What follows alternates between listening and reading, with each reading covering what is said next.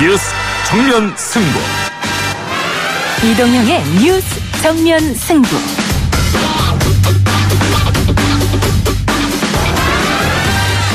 청취자 여러분 안녕하십니까, 이동형입니다. 이동형의 뉴스 정면 승부, 먼저 오늘 준비한 내용부터 알려드립니다. 전두환 전 대통령이 2013년부터 알츠하이머를 앓았다고 하는데 2017년 4월에 출간한 회록은 어떻게 출간됐을까? 오늘 광주지법에서 열린 고 조비오 신부 사자 명예훼손 첫 재판에서 재판장인 김호석 판사가 제기한 의문입니다. 전두환 전 대통령은 건강상을 이유로 불출석했지만 재판은 예정대로 진행이 됐습니다. 고 조비오 신부의 조카인 조영대 신부 일부에 연결해서 입장 들어보고요. 드루킹 댓글 조작 사건을 수사한 허익범 특별검사가 오늘 수사 결과를 발표했습니다.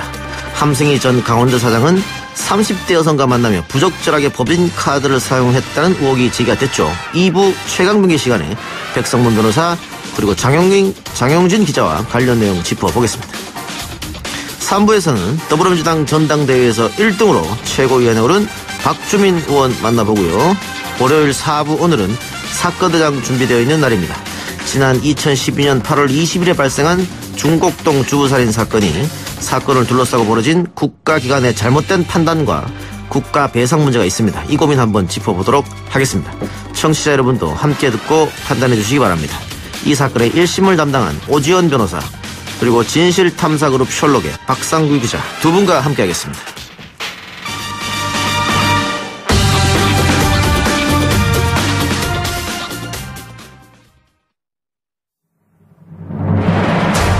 이 작가는 독하다. 이 작가는 거칠다. 이 작가는 솔직하다. 이 작가는 눈치가 없다. 그는 할 말은 한다. 할 말은 한다. 정치 오타쿠 이 작가의 독설. 뉴스 정면 승부.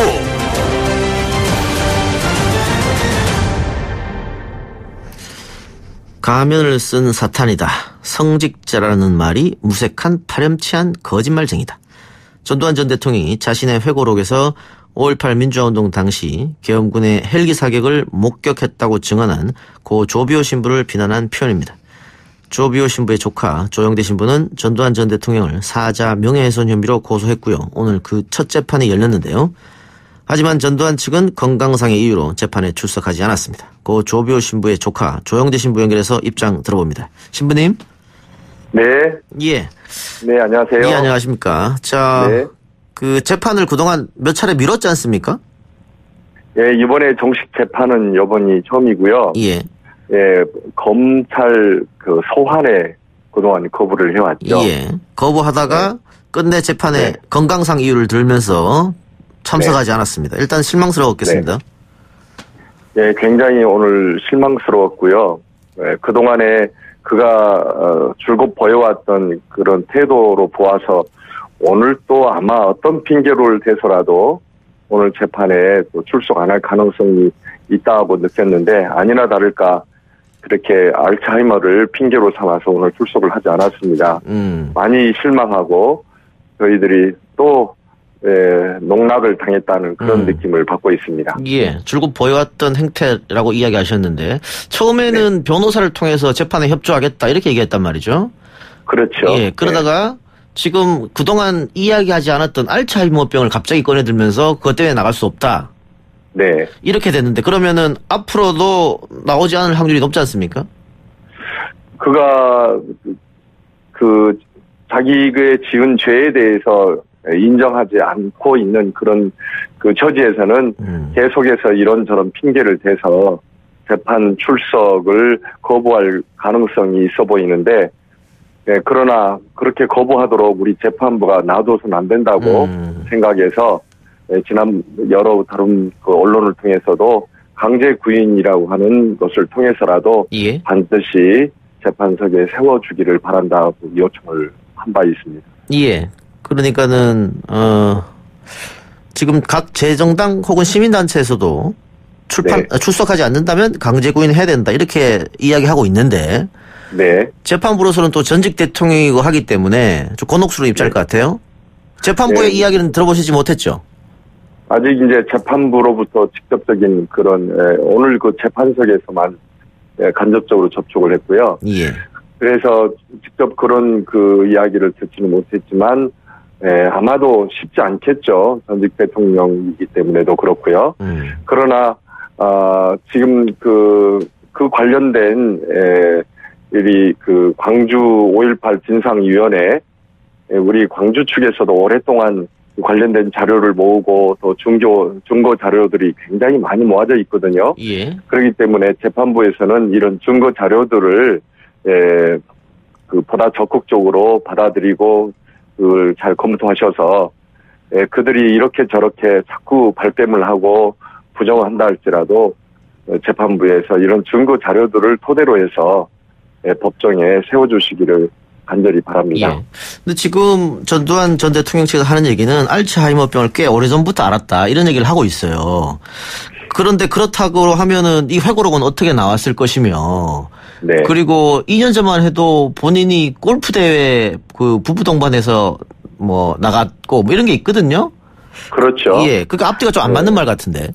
예, 그것도 앞뒤가 맞지가 않고요. 그러니까 알츠하이머를 갖고 있는 상태에서 회고록을 어떻게 낼 수 있었느냐고 이제 오늘 재판장님께서 말씀하셨는데, 그거는 그 전부터 오랫동안 자료를 모아왔던 것이고 이번에 이제 기회가 돼서 이제 출판하게 되었다 그렇게 하는데요. 그것도 조금 우스운 것이 지난번에 그 신동하 2016년도인가요? 그때 신동아의 그 인터뷰가 남겨 있는 굉장히 그 분량이 많은 그런 인터뷰 자료를 제가 봤는데 거기에도 보면은 자기는 뭐 잘 모르겠다고 다른 쪽에서는 그렇죠. 다를 때는 말하고 또 다른 거기에서는 자기는 그 5.18에 그런 북한군을 그쪽에 광주에 북한군들이 들어와서 광주에 이런 5.18이 그렇게 해서 진행이 된 거다라고 그렇게 주장했다든가 그 5.18 그런 기총소사는 자기는 절대 자기하고 무관하다든가 이런 이야기를 했단 말이에요. 그렇기 때문에 이런 것은 알츠하이머를 가진 사람으로서 이렇게 이야기할 수 없는 것이죠. 그렇기 때문에 자기는 재판석에 서지 않기 위해서 이 알츠하이머를 핑계로 지금 제출했다. 저는 이렇게 생각이 되고요. 사실 그가 알츠하이머를 그렇게 오랫동안 앓고 있었다면 관련된 진단서를 정확하게 법정에다 제출을 했어야 되는데 그러지도 않은 채 그냥 이번에도 불출석 사유서도 정확하게 제출한 것도 아니거든요. 예. 그냥 변호인단을 통해서 그리고는 이순자를 통해서 그렇게 언론을 통해 가지고 그렇게 해서 불출석을 이야기했다고 하는 것은 그 태도 자체가 정말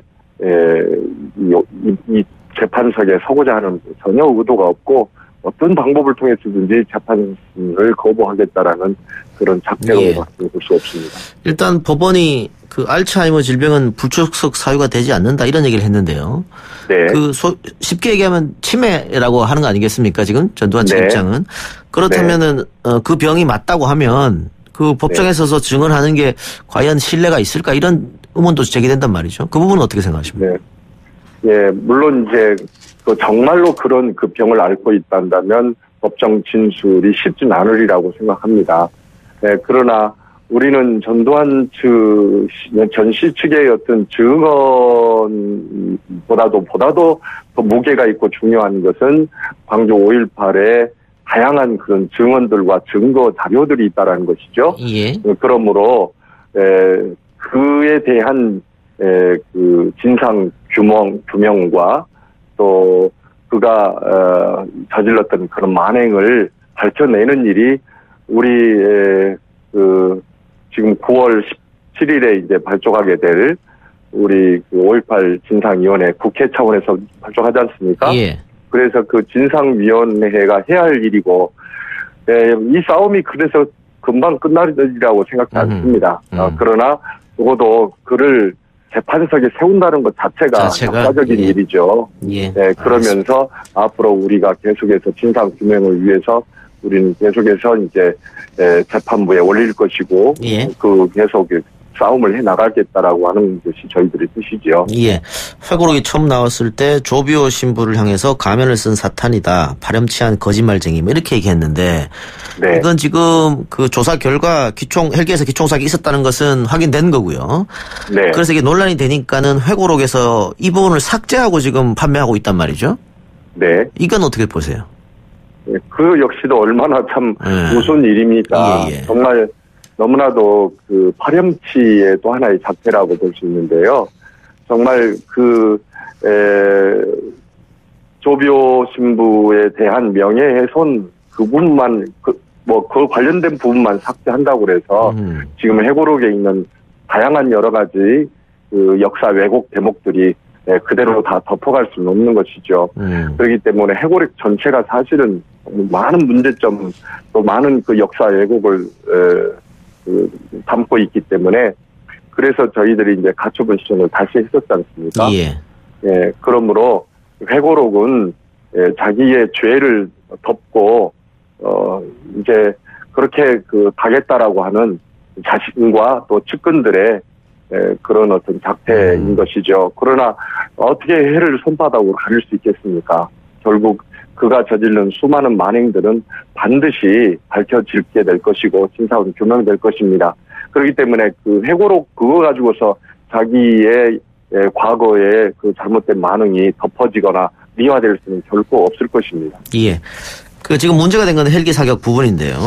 네. 이게 헬기 사격이 있었다고 하는 것은 이제 국방부가 확인해 준 건 얼마 전 일이고 그동안에는 계속 뭐 그런 일이 없다, 루머다 이런 식으로 나왔었는데.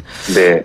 이거 말고 또 저희가 궁금한 것은 과연 시민들을 향한 그 발포 명령은 누가 내렸느냐 이거거든요. 네. 이거는 지금 뭐 청문회도 몇 번 거쳤습니다만은 여전히 밝혀지지 않고 있는데 전두환 전 대통령이 법정에 선다면 이 부분도 혹시 밝혀질 수 있을까 그런 기대하십니까? 네, 사실은 그쪽으로 가기 위한 출발점으로서 이런 법정에 세우고자 하는 것이죠. 예. 단순히 조비오 신부의 명예를 회복시킨다라는 그런 지역적인 문제가 아니고 예. 이것이 바로 5.18 기총소수와 연결돼 있기 때문에 고발을 했었던 것이고요. 이것을 여기에서부터 시작해서 이제 전두환이가 그 당시 저질렀던 수많은 그런 만행들을 정확하게 그 진실을 규명해 내야죠. 그렇기 때문에 이게 한두 가지만에 걸려있는 문제가 아니고 앞으로 진상 규명을 위한 출발점입니다. 많은 문제들도 우리 규명해 가야 되겠죠. 예. 전 대통령이 이번에 이렇게 알츠하이머를 핑계로 재판에 출석하지 않는 모습, 이 광주 시민들은 어떻게 보고 계십니까? 대단히 지금 분노하고 있고요. 예. 사실은 이번에 출석을 할 때 우리가 너무나 격앙된 자세로 다소 폭력적이거나 또 그런 거부감이 들게끔 우리가 처신을 한다 할 때 그걸 핑계로 해서 재판을 앞으로 계속 여러 차례 있을 것인데 그 재판 출석을 거부를 할 수도 있기 때문에 이번에 재판석에 세우는 것은 너무나도 중요한 일이고 역사적인 일이기 때문에 이번에 그 재판석에 서는데 그 빌미를 주지 않기 위해서 우리가 침묵 중에 지켜보도록 하자. 결코 그 격양된 태도로 그들에게 그런 이번에 재판석에 서지 못하게 되는 그런 빌미를 우리가 제공하지 말자. 이제 그렇게 우리 시민들이 이렇게 했습니다만. 그런 얘기까지 미리 하셨습니까? 네. 예. 그런데 이렇게까지 우리가 나름대로는 준비를 하고 있었는데. 예. 이렇게 하니까 더 화가 나고 아주 그냥 굉장히 제가 지금 아까 법정 다녀온 다음부터 여기저기서 수많은 전화를 받고 이야기를 들 때 굉장히 다들 많이 분노하고 속이 상해 있죠, 지금. 예, 알겠습니다. 어쨌든 이제 재판부한테 공은 넘어간 것 같습니다. 강제 구인을 하느냐 안 하느냐 이 문제는. 예, 좀 지켜보기로 하고요. 그 5.18 진상규명위원회가 오는 9월 14일 출범을 앞두고 있는데요. 신부님 혹시 이 5.18 진상규명위원회가 해야 될 역할, 그 전에 5.18 진상규명에 여러 차례 있었습니다만은, 국민들이 알고 싶어 하는 걸 시원하게 조사를 하지 못했거든요. 예. 네. 그 부분에 대해서 해야 될 역할이 어디 있다고 보십니까? 예. 그동안 우리 광주 5.18 위원회, 광주위원회에서 그동안 수많은 그 조사를 해왔고 또 자료와 증거들을 이렇게 모집해 왔습니다. 또 그 결과로 이제 결국에 국방부 차원에서의 또 그 자료도 나오게 됐고 이런 모든 자료들을 5.18 국회 차원의 진상위원회에서 잘 살펴보고 적극적으로 잘 검토해서 5.18 진상규명이 올바로 이루어질 수 있도록 정말 능동적으로 적극적으로 노력해 주시기를 간절히 바라고 있습니다. 사실 조금 서운한 것은 예. 국회 차원에서 그렇게 발족하자고 해놓고 지금까지 별로 중요한 별 관심들을 많이 기울여 주지 않으셨고 또 심지어는 그렇게 5.18 위원들을 구성하는 것까지도 소극적으로 진행돼 왔다는 것에 대해서 몹시 서운하고 아쉽습니다. 이제 얼마 남지 않았는데 빨리 위원을 구성이 완성이 되도록 발족이 되어서 적극적으로 역사의 진실을 밝히고 5.18의 그런 아픔을 잘 치유시켜 줄 수 있는 그런 진상위원회가 되었으면 좋겠습니다. 신부님 오늘 말씀 여기까지 듣겠습니다. 네, 감사합니다. 예, 고맙습니다. 네. 그 이후에 전두환 전 대통령 측의 입장도 있을 것 같아서요. 뉴스 정면 승부에서 추후에 전해드린다고 말씀드리고 지금까지 조교 신부의 조카 조영대 신부였습니다. 기사라는 말씀 조금 더 듣고요. 저는 2부 최강병기로 돌아오겠습니다.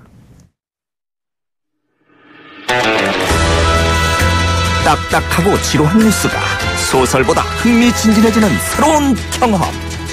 놀라셨죠? 이것이 바로 이동준의 뉴스 정면 승부.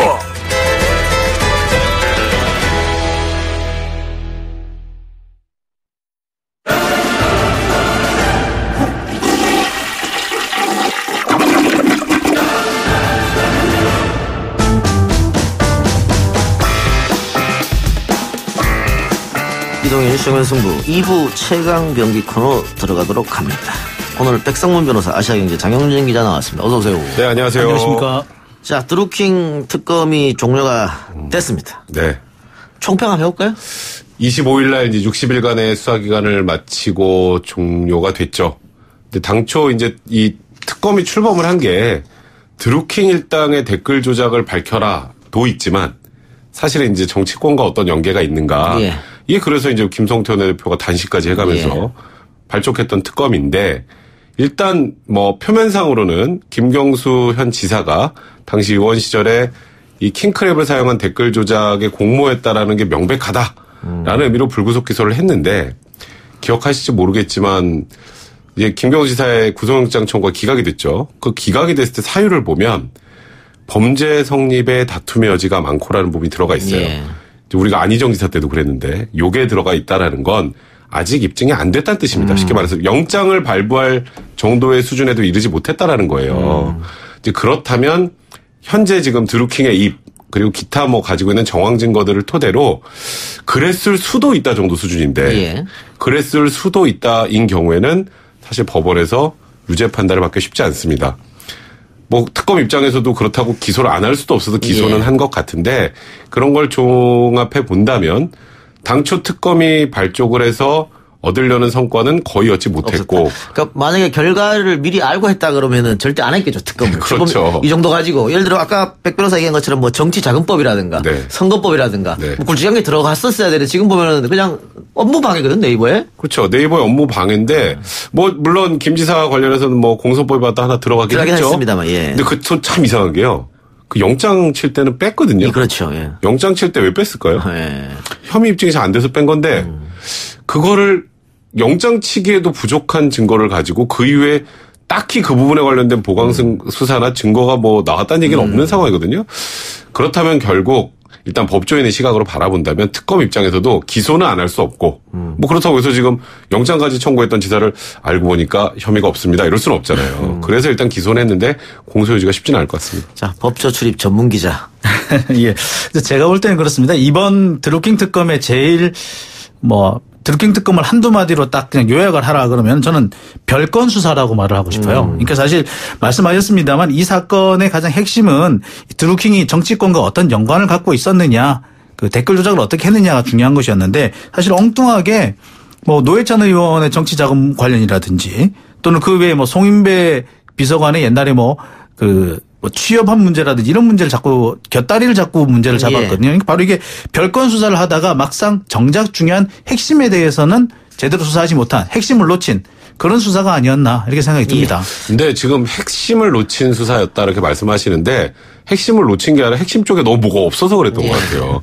사실 그 부분이 충분히 이제 소명할 만한 증거들이 나오고 여러 사람들의 진술이 나왔다면 오히려 그쪽에다 집중을 했을 텐데 당초 사실 이 특검 시작한 게 엄밀하게 말하면 야권에서 김 지사 때문이잖아요. 예. 그리고 청와대 관련자 말씀하셨던 송인배 비서관이나 백원호 비서관 관련된 의혹을 수사해서 기소해달라. 이게 사실 특검의 임무였는데 굳이 말하면 오늘 또 묘한 게 있어요.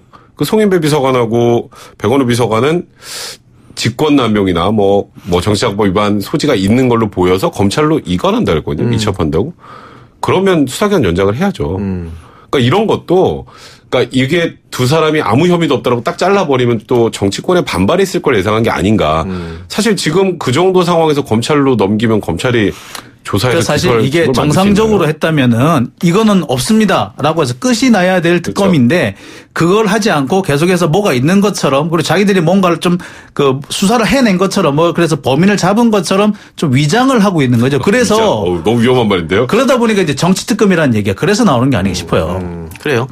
백 변호사 말처럼 그렇게 의혹이 있다 그러면 수사 더 하면 되는데. 그러니까 연장 신청을 안 한 상황에서 그런 부분들과 관련해서는 검찰로 넘긴다라고 하니까 좀 의아한 거죠. 그러니까 결론부터 말하면은 이런 결론이 날 것 같으면은 그냥 경검이 수사했으면 됐다. 특검을 할 필요가 있었을까라는 생각이 근데 들고. 좀 하나 아쉬운 건 이제 특검 입장에서도 좀 부득이한 사유가 있었던 것 같아요. 그 의미는 초기에 이 경찰의 수사 관련해서 논란이 좀 많이 있었죠. 부실 수사. 네, 부실 수사 의혹도 있었고 뭐 압수수색해야 될 것도 하지 않고 제대로 조사를 하지 않았다 이런 의혹이 있어서 사실 특검으로 가야 된다 이런 얘기들이 많이 나왔던 상황 아니겠습니까? 그래서 초기에 증거 확보에 실패하면 그 외 특검이 아니라 특검 할아버지여도 없던 증거를 만들어낼 수도 없는 노릇이죠. 이제 그러다 보니까 특검이 뭐 결론적으로 사실 실패한 특검이라고 하는 게 맞는 것 같아요. 하지만 이걸 오롯이 특검만 비난하는 게 맞느냐 여기에 대해서는 좀 의문이 듭니다. 경찰이 처음 수사를 뭐 의도적으로 했든 아니었든 실패한 부분에 대해서는 책임이 좀 물어야 된다고 보고요. 자, 결국은 백배 말처럼 그 야당에서는 김경수 지사 때문에 특검을 한 거 아니겠어요? 그렇죠. 그런데 일단 기소는 됐고 어떻게 봅니까 결과를? 일단 특검법에 따라서요 1심 3개월 안에 끝내야 됩니다. 근데 이런 궁금증이 있는 분들이 있더라고요. 그러면 경상남도에서 재판받나? 아닙니다. 이제 특검법에 서울중앙지방법원에서 한다고 돼 있어요. 그래서 김경수 지사는 부득이하게 일주일에 한 번씩은 서울에 와서 재판을 받아야 될 것 같고요. 뭐 어떤 분들이 이거 재판 되게 길어질 것 같다 이런 얘기 하시는데 이거는 사실 쟁점이 그렇게 복잡한 게 아니에요. 그 공모가 있는지 없는지만 밝히면 되거든요. 그러니까 2016년 11월 9일에 무슨 일이 있었는지만 입증을 하면 그러면 유죄고 없으면 무죄입니다. 그러니까 그래서 지금 제 생각에 재판은 그렇게 길어질 것 같지는 않고요. 지금 현재까지 제가 바라보고 있는 증거 관계를 다 종합해 보면 김경수 지사가 유죄 판결 받을 가능성 그렇게 높아 보진 않습니다. 유죄 판결을 받는다면 딱 한 가지 가능성이 있어요. 이게 2016년 11월 9일 날 산채라는 데를 방문했을 때 그러니까 킹크랩이 작동된 흔적이 남아있어요. 딱 그 시간대에. 그러니까 그 작동됐던 그 시간대에 바로 그것을 김경수 지사가 보았느냐 보지 않았느냐 이 부분이 바로 이제 유죄냐 갈리는 핵심적인 포인트가 될 것 같은데요. 현재로 봐서는 김경수 지사가 있을 때 김경수 지사가 보는 앞에서 그것이 시연이 됐다, 작동이 됐다라고 볼 만한 증거는 없습니다. 제일 큰 문제가 뭐냐면요. 최소한 관련자들의 진술이 일치가 돼야 되는데 그 드루킹의 최측근이라는 둘리 여기는 참 이름들도 어려워요. 이 둘리는 뭐라 그랬냐면 내가 시연을 했고 김 지사가 어느 자리에 앉아서 이걸 봤다 이렇게 진술했어요. 그리고 다른 경공모 회원들도 유사하게 진술했는데 드루킹이 돌연 대지신문 과정에서 말을 바꿉니다. 그게 아니고요. 제가 직접 독대해서 시연을 했습니다라고 또 얘기를 했어요.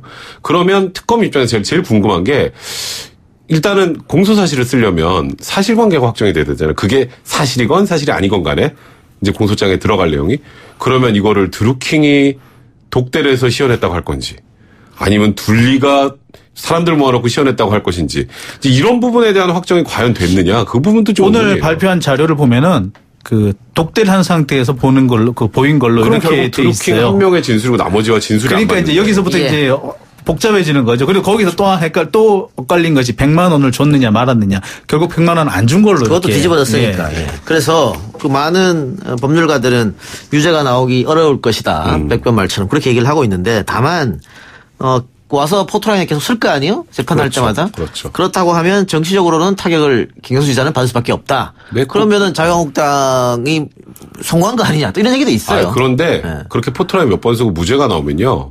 그럼 김경수 지사한테 정치적으로 타격을 갈 게 별로 없죠. 사실 정치적 타격이라면 저는 이 포토라인에 서서 유무죄 판단이 아니라 처음에 드루킹 잘 모른다 그랬는데 11번이나 만났고 심지어 뭐 재벌 관련 그 공약 이제 곧 발표해야 되니까 그 좀 자료 좀 달라고 했다거나 이런 것들이 사실 국민들을 좀 실망스럽게 했던 부분이라고 생각이 들어요. 저는 이 재판의 유무죄는 크게 의미가 없고. 아니, 제가 말하는 건 이런 거죠. 네. 여론이라고 하는 게 나중에 무죄가 났다고 하더라도 그거는 머릿속에 각인되기보다 얼마나 그 앞에 섰느냐. 앞에 자꾸 보이니까 법원 앞에서. 그렇지. 그런 게 있을 수 있으니까 말씀드렸고. 알겠습니다. 뭐 그거는 아직 재판 결과 나와야 되니까 좀 네, 지켜보고요. 그렇죠. 자, 지금 계속 포탈에 함승이라는 이름이 계속 실시간으로 네. 올라오고 있습니다.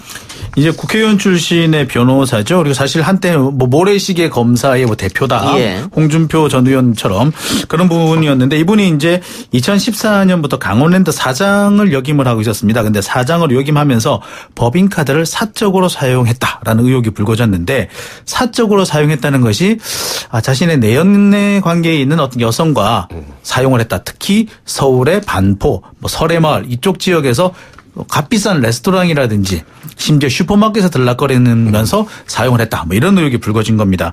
지금까지 사용된 금액은 약 3천만 원 정도가 넘고요. 총 300회 정도를 쓴 것으로 되어 있습니다. 그러니까 뭐 큰 액수는 아닙니다만 소소하게 데이트 비용으로 썼다. 이런 의혹입니다. 아직까지는 의혹입니다. 그러니까 그 어쨌든 이것도 공기업이니까. 네, 그렇죠. 공기업의 법인카드로 개인이 데이트할 때 사용했다. 그것도 그 자기가 데이트할 때는 비서관들이 항상 대기하고 있어야 됐고 네, 그렇죠. 뭐 이런 거잖아요. 그러니까 지금 비서관들의 얘기나 강원랜드 전 직원들의 진술이 일단은 이제 함승희 전 사장 같은 경우에는 부인하고 있거든요. 아니 그게 아니고 고동네가 이런 표현을 썼습니다. 그냥 이거는 비방 용어인지 모르겠습니다만 함승희 그 전 사장이 직접 쓴 내용인데 내 나와발이었다. 거기 내 나와발이어서 그냥 사람들 모여서 식사하고 뭐 이런 것이지 뭐 그 여성과 무슨 내연애 관계니 뭐 말이 안 된다라고 하는데 문제는 직원들이 다 그렇게 진술을 하고 있어요. 그리고 이게 문제가 뭐냐면요. 그 여성이 사는 데랑 너무 가깝습니다. 바로 다 집 주변이에요. 그러니까 뭐 이게 사실 반포에도 식당 많잖아요. 예. 근데 왜 설해마을 특히 이 여성이 사는 곳에서 아주 가까운 곳에 집중이 돼 있을까? 그러니까 충분히 지금 현재는 의혹이 제기될 만한 상황이고 그리고 이게 전 그런 거 있어요. 이 여성하고 만약에 사용 안 했다고 한번 가정을 해보죠. 그 공기업 법인카드 다른 사람하고 밥 먹을 때 막 써도 되나요?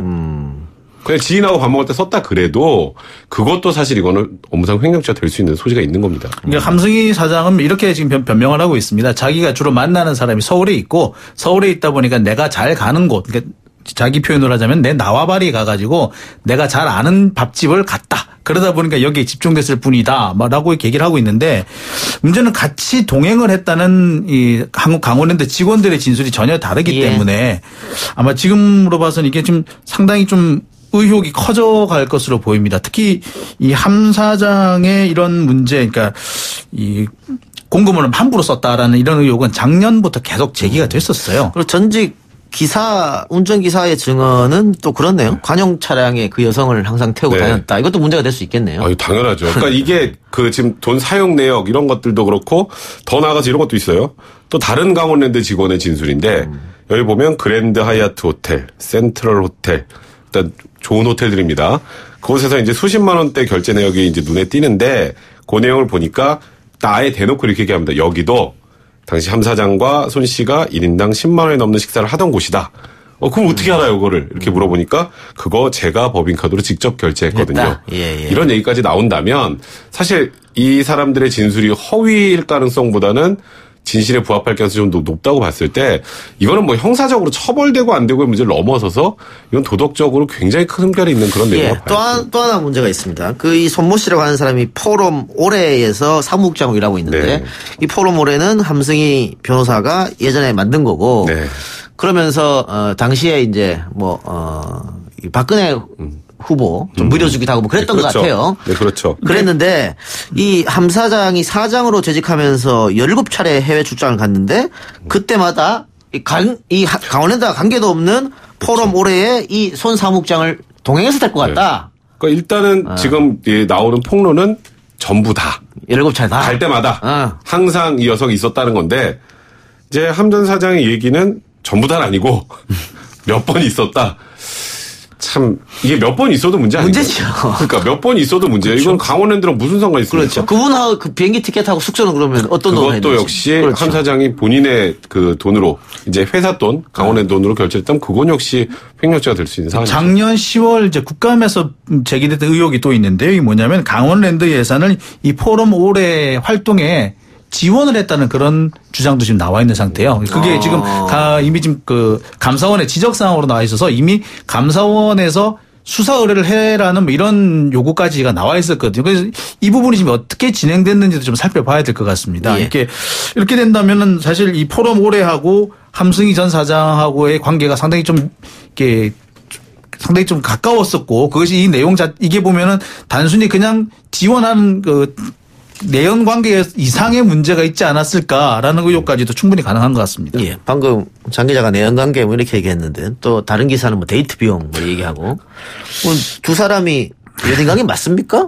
현재로서는 아직까지는 의심은 많이 됩니다. 네. 의심은 많이 되는데 이것이 과연 내연 관계인지 아니면 단순 데이트였는지는 좀 아직까지는 확정되지 않은데 대신에 그런 얘기는 계속 있었어요. 그러니까 이 손 씨가 강원랜드 행사마다 참석을 했었고 특히 헤드 테이블에서 이 함 사장과 같이 앉아 있는 장면을 여러 차례 목격했다. 그래서 직원들이 도대체 저 여자분은 누구냐라고 의문을 가진 적도 꽤 많았다고 합니다. 거기다가 이 여성분이 본인의 반려견을 데리고 와서 이제 그 카지노 제 1층에 있는 사장실을 자주 드나들었다라고 하는데 이제 문제는 이제 거기서 카지노 안에만 있었던 게 아니라 함 전 사장하고 이 손 씨가 외출을 하면 그 반려견을 누가 봤을까요?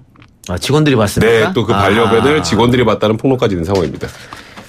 보통 관계는 아니네요. 어쨌든. 그러니까 이제 뭐 손 씨가 이제 강원랜드 안에 그 카지노 업장에 잠시 드나드는 경우도 있었던 모양인데 그러면 이제 강아지를 데리고 들어갈 수 없잖아요. 그러면 항상 그 강아지를 직원들이 같이 보호해주고 있었다고 하는 그런 폭로도 나와 있습니다. 나이 차이도 상당히 많이 나는 것 같은데. 네, 그렇죠. 예, 20살 이상 정도 30대니까요, 이 손모 씨가. 예.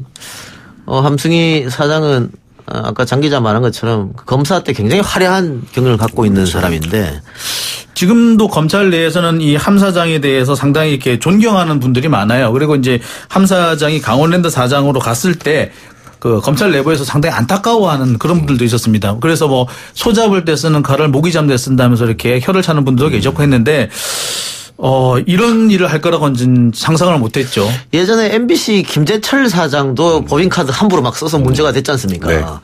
법인카드는 눈먼 돈이라고 생각하는 모양이죠? 그러니까 법인카드는요, 사용해야 할 수 있는 그 목록이 정해져 있죠. 그러니까 쉽게 말해서 본인의 업무와 관련된 데만 사용하는 거잖아요.